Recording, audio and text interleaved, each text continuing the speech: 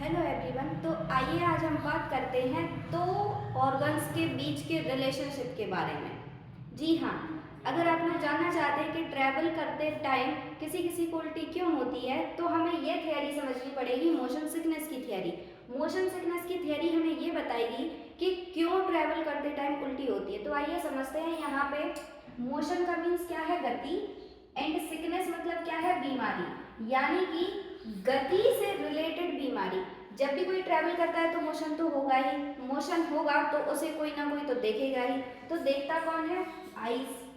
Eyes ने देखा, ये आईज सिग्नल किसको देगी कि हम कुछ देख रहे हैं? ये सिग्नल देंगी ब्रेन को। अब ब्रेन सिग्नल क्या लेगा वो आईज पे डिपेंड करेगा, जो भी वो देखेंगी। एंड नेक्स्ट पार्ट है ईयर का। आईज और ईयर्स बैलेंस करने के लिए दो मोस्ट इंपॉर्टेंट ऑर्गन है जो कि हमें पढ़ने हैं, आईज और ईयर। ये बैलेंस करने के लिए बहुत ज़्यादा इंपॉर्टेंट है। और मेनली यहाँ पे इंटरनल ईयर की बात की जाती है, क्योंकि इंटरनल ईयर में जो इसका कॉक्लिया वाला पार्ट होता है ये इन्वॉल्व होता है। यहाँ पे कॉक्लिया में जो फ्लूइड भरा हुआ होता है ये वाइब्रेट करता है मोशन की वजह से। अब देखते हैं कि मोशन सिकनेस है क्या। अब आईज और ईयर के बीच में होता है मिसकम्युनिकेशन। अब ये दोनों बहुत अच्छे दोस्त थे, बहुत अच्छे दोस्त होने के कारण ये दोनों एक दूसरे के साथ कम्युनिकेट करके बॉडी को बैलेंस करने का काम करते हैं। अब इन दोनों के बीच में मिसकम्युनिकेशन हो जाएगा, यानी कि इन दोनों के बीच में आ जाएगी गलतफहमी। अब वो गलतफहमी क्या है?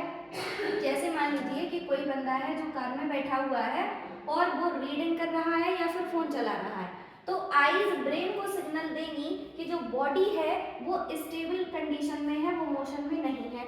लेकिन जो ईयर का कॉक्लिया वाला पार्ट है जिसमें फ्लूइड प्रेजेंट है, ये फ्लूइड क्या करेगा? ये फ्लूइड तो वाइब्रेट करेगा ही, क्योंकि मोशन इन्वॉल्व है।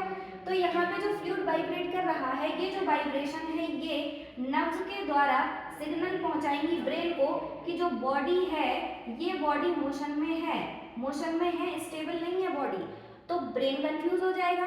अब ब्रेन कंफ्यूज हो जाता है, ब्रेन के कंफ्यूजन में होता क्या है? अब ब्रेन कंफ्यूज हुआ तो इसने सोचा, अब हो सकता है कि कंफ्यूजन इसके लिए भी हो, आईज और ईयर के बीच के मिसकम्युनिकेशन की वजह से, या हो सकता है कि कोई और भी रीजन हो, जैसे कोई बीमारी भी हो सकती है। तो अब देखते हैं कि ब्रेन कंफ्यूज होकर करेगा क्या, ये क्या फैसला लेगा इन दोनों के लिए। तो ये देखता है कि यहाँ पे कोई न्यूरोटॉक्सिन बॉडी में है और इस न्यूरोटॉक्सिन को निकालने के लिए, बॉडी से बाहर निकालने के लिए ये करवाता है वॉमिट, यानी कि उल्टी।